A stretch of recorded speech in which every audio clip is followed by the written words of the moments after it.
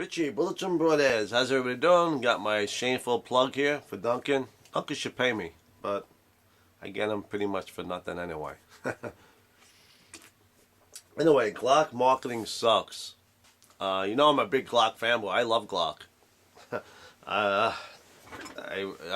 can I say? I own quite a few of them. I absolutely love them.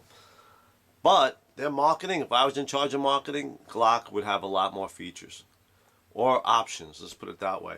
Now, I'm not talking about the extended slide stops, extended magazines. We can all do that. A simple work we can all do to ourselves with the Glock. Sights, we can all personalize our sights. They have come out with some special features on some of their models with different types of sights. But that stuff we can do. I'm talking about stuff that you have to usually, if you're not good, you have to send and pay somebody to do them. Here's one of my big gripes. Here's one without the finger grooves, my Glock 19. How about making a line of Glocks without finger grooves? Give people the option. How about like a throwback Glock, like the original Glocks when they didn't have that? Make a Gen 1 all over again with some modern day features. Don't get me wrong, but look at the NFL. Their biggest selling jerseys are throwback jerseys. People love that stuff. Gun guys, Glock guys, they would sell. So that's one thing. Glock marketing. If I was in charge of marketing, they would have a series with no finger grooves. Hey, some people don't like it. Simple as that. Okay? So how about some series with no finger grooves? Another one. Here's my custom. How about some front cocking serrations? Make a series with or without. See how they go. Make them with. See how good they sell. I guarantee you they'll sell better than the ones without. I love the front cocking serrations. One reason why, for the press check. And another reason why, people might not agree with this. How about a little hole with a loaded chamber indicator like the M&P line? What's wrong with that? I got no problem with so you can see the brass in there. Yes, I know. We can all tell our Glock guys when the extractor sticks out a little bit. We can tell, but a lot of new Glock owners don't know that, and a lot of guys don't like that reason when they're buying their first gun for Glock. Not for a safety alone, but they just don't like knowing how to tell if there's a load in the chamber. Like the M&P. Has that little hole there? What's wrong with that? I would do it. But some guys might get upset. That hole, that's no big deal. But I would like to see it, to be honest with you. I got nothing wrong with that. Nothing like a Ruger where something pops up. Just a little hole here so you can see brass. Then you don't have to worry about a press check.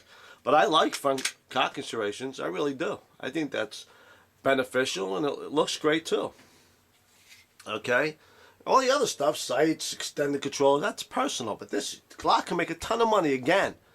People already own Glocks, they'll go out and buy them just for those features alone. Guarantee you. Okay, but my biggest gripe with Glock marketing is they never came out with something like this. The M&P Shield. I don't know who's sleeping at the wheel at Glock, but you know how much money they lost in the last 3 and 4 years? You look at the sales alone on this M&P Shield, the Springfield XDS, the Car CM9s, the Ruger LC9s. They are through the roof. Perhaps their biggest selling guns are these. Here's the little hole I was talking about with M&P. What's wrong with that? I have no problem with that at all. See the brass. You don't have to worry about a press check. But we should all know the condition of our firearm, right? Anyway, I would like that on the Glock. And I would like to see a single stock 9mm for Glock. They missed the boat. Why do you think the sales for a Smith & Wesson Shield have been through the roof? Because they don't have one like in Glock. That's one reason. It's a great pistol. That's another. Don't get me wrong. But Glock never came out with theirs. So people gobbled this up. A lot of Glock guys gobbled this up because it was the striker fired, single stock, easy to shoot.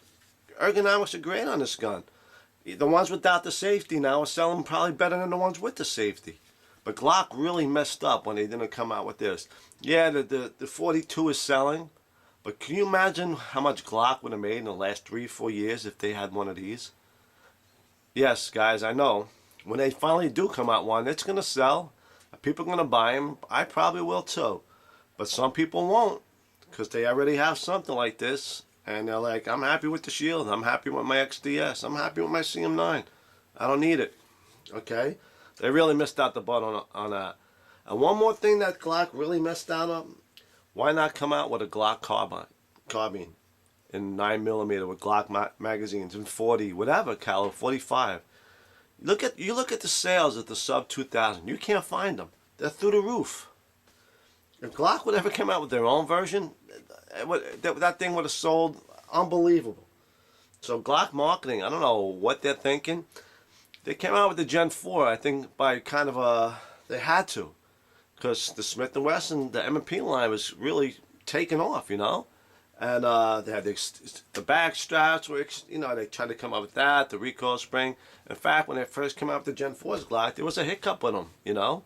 I think they kind of rushed it to make a change for the sake of making change, because the Gen 3s were fine. But why not make changes like I said? The Gen 4s maybe should have just said, all right, let's make it more ergonomic in a grip. Let's make one without finger grooves. Let's make some with front serrations. See how these sell. Call that the Gen 4. Because the Gen 3s were totally reliable. There was nothing wrong with that. Instead, they came out with a whole new design with the recoil springs, and they changed you know, they did slim the grip down a little bit, but those are the changes I would have made for my Gen 4s. And you know, again, you know, I love Glock and I always will. I mean, I'm not, but as a marketing thing, I think they missed out on a lot of opportunities. My opinion only. So I hope you guys enjoyed this video. It's Glock guys, and tell me what you think. Some guys may disagree, but I think if everybody came out with different series of their pistols, finger grooves, no finger grooves, front cock serrations, no front, those would have sold. You know, in my opinion though. Tell me what you think, guys. Richie, Bullets and Broadheads, over and